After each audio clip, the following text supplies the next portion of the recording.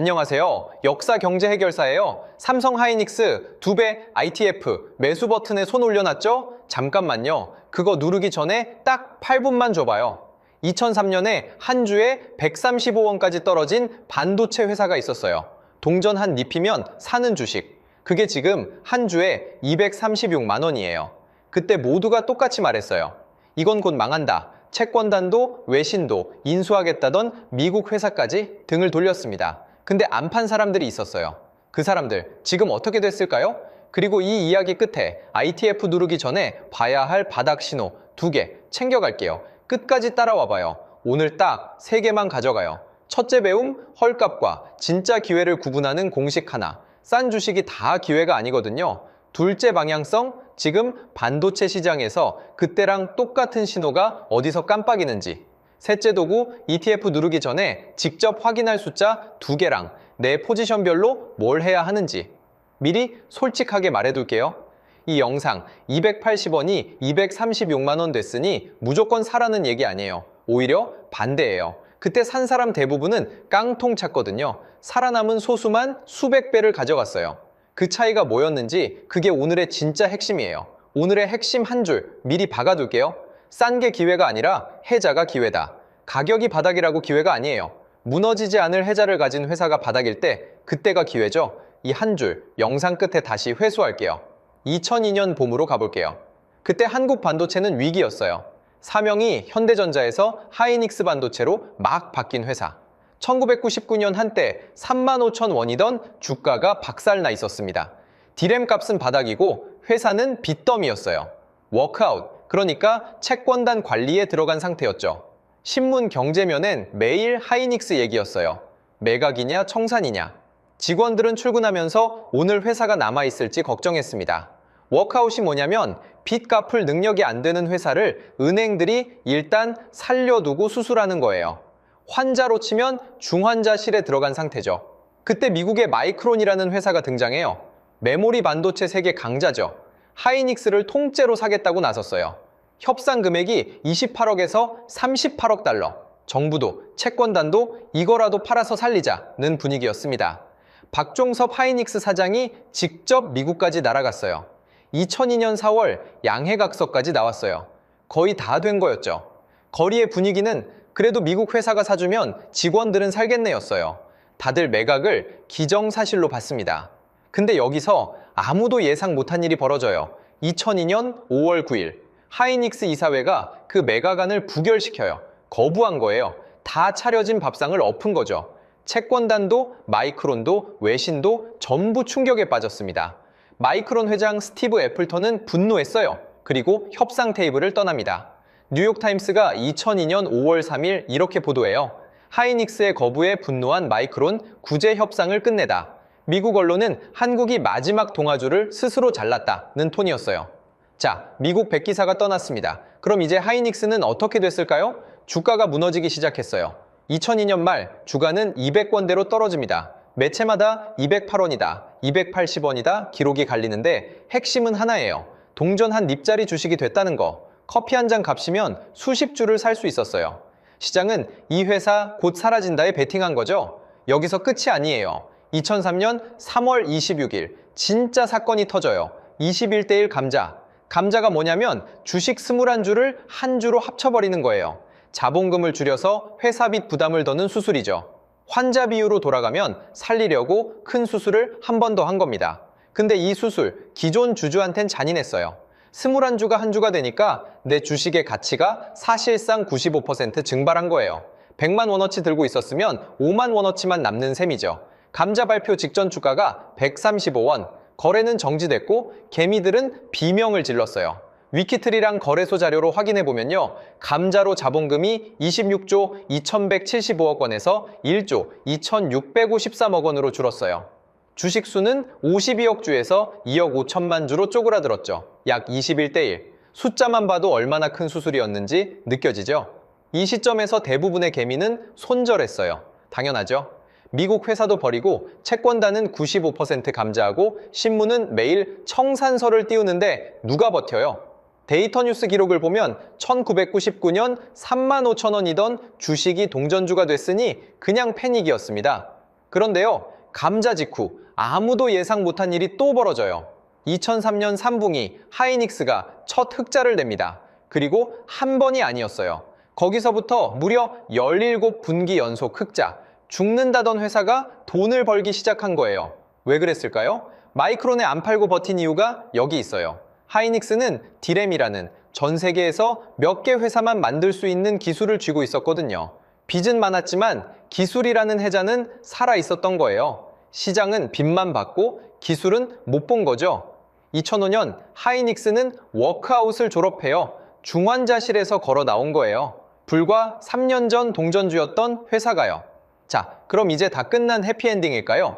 아니에요. 2008년에 또 한 번 지옥이 와요. 2008년 금융위기. 하이닉스 주가는 다시 5,000원대로 추락하고 7분기 연속 적자를 냅니다. 두 번째 죽음의 계곡이었어요. 여기서 또 많은 사람이 떠났죠. 이 회사 진짜 안 되나 보다 하고요. 근데 또 버틴 쪽이 있었습니다. 이 이야기엔 세 부류의 사람이 나와요. 판 사람, 떠난 사람, 그리고 산 사람. 한 명씩 볼게요. 먼저 판 사람. 마이크론 회장 스티브 애플턴이에요. 메모리 강자의 수장이었죠. 하이닉스를 사려다 2002년 5월 이사회 부결에 분노하고 떠났어요. 애플턴은 그때 이렇게 말했어요. 채권단이 입장을 안 바꿨고 합의에 못 이른 게 실망스럽다고요. 결과적으로 마이크론은 한국 반도체를 손에 넣을 마지막 기회를 놓친 셈이 됐어요. 그때는 하이닉스를 버린 게 합리적으로 보였지만요. 두 번째, 떠난 사람. 2003년 감자 때 135원의 주식을 던진 수많은 개미들이에요. 이 사람들을 비웃을 수 없어요. 95% 감자의 청산설까지 도는데 버티는 게 오히려 비정상이었으니까요. 문제는 이게 결과적으로 바닥에서 던진 거였다는 거죠. 계산 한번 해볼게요. 감자 직전 135원에 100만 원어치를 샀다고 쳐요. 약 7,400주죠. 21대 1 감자를 거치면 약 350주로 줄어요. 여기서 던진 사람은 5만 원 건졌고 안 던진 사람은 이 350주를 그대로 들고 갔어요. 이 차이가 결말을 갈라요. 세 번째, 산 사람. 2012년 SK그룹과 최태원 회장이에요. 모두가 반도체는 위험하다 할 때 최 회장은 하이닉스 인수를 결단해요. SK 내부에서도 반대가 많았어요. 빚 많고 변동성 큰 반도체를 왜 사냐고요? 근데 그는 미래 먹거리라며 밀어붙였습니다. SK 하이닉스 뉴스룸 공시로 확인한 1차 자료예요. 2012년 SK는 지분 21.1%, 1억 4,610만 주를 인수해요. 금액은 3조 4,267억 원, 주당 인수가가 24,500원이었어요. 동전주였던 회사를 주당 24,000원에 산 거죠. 10년 만에 가치가 그만큼 올라온 거예요. 자, 대비가 보이죠? 합리적으로 판단해서 떠난 마이크론, 공포에 던진 개미, 그리고 위험을 안고 들어간 SK. 똑같은 회사를 두고 셋의 선택이 갈렸어요. 그리고 시간이 누구 손을 들어줬는지는 다음에서 확인할게요. 여기서 미리 한 가지. 산 사람이 무조건 옳았다는 얘기로 들리면 곤란해요. SK도 인수 직후 한동안 마음 졸였거든요. 결과가 좋았던 거지 그 시점엔 도박이었어요. 이 점 끝에 다시 짚을게요. 그럼 핵심 질문, 감자를 견디고 두 번의 죽음의 계곡을 버틴 사람은 지금 얼마를 손에 쥐었을까요? 그리고 그게 우리한테 어떤 공식을 남겼을까요? 바로 그 숫자, 지금 공개할게요. 2026년 6월 2일 종가 기준 SK하이닉스는 한 주에 236만 원이에요. 6월 초엔 장중 240만 원도 찍었어요. 동전 한 리피던 회사가요.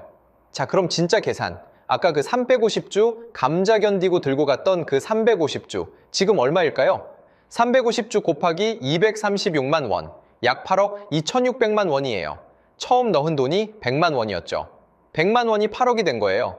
배수로는 약 830배. 서울 변두리 아파트 한 채 값이 커피 몇 잔 값에서 나온 거예요.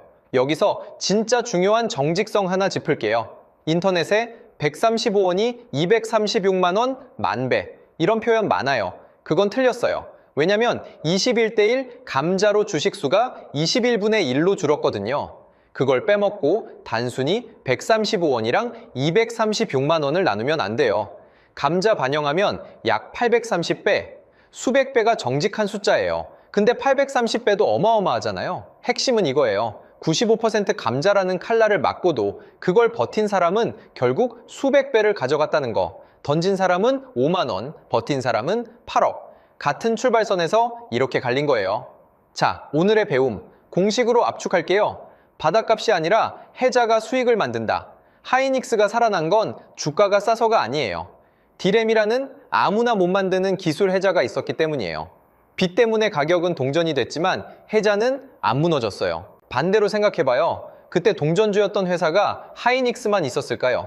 아니에요. 비슷하게 싸진 회사 수십 개가 그 시절 사라졌어요. 그 회사들은 가격만 쌌지 해자가 없었던 거예요. 그래서 싼 게 기회가 아니라 해자가 기회인 거죠.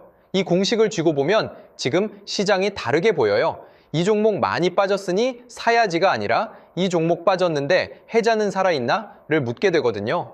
이 질문 하나가 깡통과 830배를 가른 거예요. 다시 강조하지만 모든 동전주가 하이닉스가 되는 건 아니에요. 오히려 대부분은 안 돼요. 그래서 다음이 중요해요. 그럼 지금 어떤 회사가 해자를 가진 회사인지, 그리고 ITF 누르기 전에 뭘 봐야 하는지 이어서 갈게요. 잠깐, 그 전에 왜 시장은 멀쩡한 해자를 못 봤을까요? 왜 다들 바닥에서 팔았을까요? 이걸 알아야 우리가 같은 실수를 안 하거든요. 그 메커니즘 짧게 짚고 갈게요. 시장이 바닥에서 파는 이유는 단순해요. 공포예요. 빚, 청산설, 감자, 외신의 부정적 보도. 이게 한꺼번에 쏟아지면 사람은 미래의 기술 가치를 못 봐요. 눈앞에 손실만 보이거든요. 일단 살고 보자가 본능이에요. 그래서 바닥에서 던지는 거예요. 여기서 이런 의문 드실 거예요. 그럼 안 팔고 버티면 다 되는 거야? 아니에요. 그게 제일 위험한 오해예요. 버티기가 정답인 게 아니라 해자가 있는 회사를 버틸 때만 정답이에요. 해자 없는 회사를 버티면 그냥 같이 사라져요. 하이닉스의 해자는 디램 기술이었어요. 전 세계에서 삼성, 마이크론, 하이닉스 이 정도만 제대로 만들었죠. 진입 장벽이 어마어마하게 높아요. 공장 하나에 수십조가 들고 기술 격차가 몇 년이에요. 빚으로 흔들려도 이 자리는 안 뺏기는 거예요. 또 이런 반론도 있어요. 그건 결과론 아니냐? 망할 수도 있었잖아. 맞아요. 사실이에요. 하이닉스는 채권단과 공적 자금이 살려준 케이스예요. 만약 정부가 손을 놨으면 사라졌을 수도 있어요. 그래서 이건 운도 작용한 거예요. 이 부분 끝에 꼭 짚을게요. 그래서 배움을 한 번 더 다듬어요. 해자가 있고 죽지 않을 회사가 바닥일 때가 기회다. 두 조건이에요. 해자, 그리고 생존. 둘 다 있어야 해요. 가격이 싸다는 건 세 번째예요. 순서를 거꾸로 하면 깡통 차요. 자, 이제 지금이에요. 이 공식을 2026년 반도체 시장에 대보죠. 방향성. 그러니까 지금 그때랑 똑같은 신호가 어디서 깜빡이는지 1순위부터 갈게요. 1순위는 HBM 수요예요. AI 시대의 디램이라 불리는 고대역폭 메모리죠. HBM이 뭐냐면 엔비디아 같은 AI 칩에 꽂히는 초고속 메모리예요. SK하이닉스가 여기 세계 1등이에요. 2025년 영업이익 47조 2천억 원 사상 최대를 찍고 삼성전자를 처음 넘었어요. 그때 동전주가 지금은 AI 시대 해자를 쥔 회사가 된 거예요. 2순위 신호는 디램 현물 가격이에요. 반도체는 가격 사이클을 타요. 값이 바닥일 때 공포가 깔리고 그때가 역사적으로 기회였죠. 3순위는 외국인 수급이에요. 외국인이 던질 때 진짜 바닥인지 거래소 투자자별 매매 동향에서 확인할 수 있어요. 이제 도구. 이 역사 공식으로 볼 종목 전략 5개를 줄게요. 1순위 SK하이닉스. HBM 세계 1위, 해자가 가장 선명해요. 거꾸로 가면 AI 투자가 꺾이고 HBM 경쟁사가 따라잡으면 해자가 약해져요. 그게 이탈 신호예요. 2순위 삼성전자. 메모리에 파운드리까지 가진 회사죠. 해자는 넓지만 지금 HBM에선 하이닉스에 밀려요. 거꾸로 가면 파운드리 적자가 길어지면 발목 잡혀요. 3순위 마이크론. 그때 하이닉스를 버린 그 회사, 지금은 메모리 3강 중 하나로 미국에 상장돼 있어요. 4순위는 한미반도체. HBM 만드는 데 쓰는 장비 회사예요. 금광에 곡괭이 파는 격이죠. 거꾸로 가면 HBM 증설이 멈추면 장비 주문부터 끊겨요. 5순위는 반도체 ETF예요. 한 종목이 무서우면 여러 개에 나눠 담는 분산 방식이죠. 자, 여기서 제목으로 돌아와요. 삼성 하이닉스 2배 ETF. 이게 위험한 이유가 오늘 공식이랑 정확히 연결돼요. 2배 ETF는 해자에 투자하는 게 아니라 단기 등락에 2배로 베팅하는 도구거든요. 방향이 맞아도 출렁이면 손실이 누적돼요. 이걸 복리 손실이라고 해요. 예를 들어 10% 빠졌다, 10% 오르면 본전 같죠. 2배면 20% 빠지고 20% 오르는데 계산하면 본전이 안 돼요. 등락만 반복해도 원금이 깎여요. 그때 동전주를 오래 버틴 게 약이었다면 2배 ETF는 오래 들수록 독일 수 있는 거예요. 이제 포지션별로 정리해요. 명령 아니에요. 같이 판단하자는 거예요. 먼저 반도체 우량주 이미 들고 있는 분. 핵심은 내가 가진 회사 해자가 살아있나를 점검하는 거예요. HBM 점유율, 영업이익 추세, 이게 유지되면 흔들려도 근거가 있는 거죠. 실전 디테일 하나. 보유자라면 분기 실적 발표일을 캘린더에 박아두는 걸 권해요. 해자가 무너지는 첫 신호는 주가가 아니라 실적에서 나오거든요. HBM 매출 비중이 꺾이기 시작하면 그게 빨간불이에요. 주가만 보지 말고 그 숫자를 보자는 거죠. 두 번째, 아직 안 들어간 무포지션. 조급할 필요 없어요. 오늘 공식 기억하죠? 싼 게 아니라 해자. 지금 들어가고 싶으면 한 번에 다 넣지 말고 나눠 사는 분할 매수를 고려해봐요. 바닥은 점이 아니라 구간이라 시점을 맞추려 하면 10중 8구 틀려요. 세 번째, 단기로 보는 분. 2배 ETF 보고 계셨다면 아까 복리 손실 꼭 기억해요. 짧게 치고 빠질 거면 모를까. 들고 버티는 용도로는 안 맞아요. 굳이 한다면 비중을 작게, 그리고 손절 라인을 먼저 정해놓고 들어가는 걸 권해요. 검증처 알려줄게요. HBM 실적은 각 회사 분기 공시랑 IR 자료, 외국인 수급은 한국거래소 투자자별 매매 동향, 디램 가격은 디램 익스체인지에서 직접 봐요. 제 말 믿지 말고 거기서 숫자 확인해요. 이 채널은 시장을 예언하지 않습니다. 1차 자료에서 확인할 숫자와 시점을 드릴 뿐이에요. 마지막으로 꼭 짚을게요. 오늘 하이닉스는 살아남은 승자예요.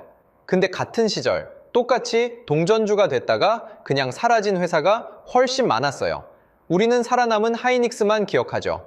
이걸 생존자 편향이라고 해요. 버티면 수백 배가 아니라 살아남은 소수만 그랬다가 진실이에요. 그러니까 과거가 미래를 보장하진 않아요. 하이닉스도 채권단이 살려준 운이 있었고요. 오늘 얘기는 이거 사라가 절대 아니에요. 해자를 보는 눈을 갖자는 거예요. 싼 게 기회가 아니라 해자가 기회다. 처음 박아둔 그 한 줄, 이제 회수됐죠? 방향성은 HBM 수요, 디램 가격, 외국인 수급셋, 도구는 해자 점검 프레임이랑 실적 매매 동향, 디램 익스체인지라는 검증처였어요. ITF 누르기 전에 봐야 할 두 숫자, HBM 점유율이랑 복리 손실. 이거 챙겼으면 오늘 다 가져간 거예요. 여러분은 어때요? 지금 들고 있는 종목, 가격이 싼 거예요? 아니면 해자가 있는 거예요? 댓글로 남겨줘요. 같이 보면 더 잘 보이거든요. 도움됐으면 구독해두고요. 역사를 알면 경제가 보입니다. 다음에 또 만나요.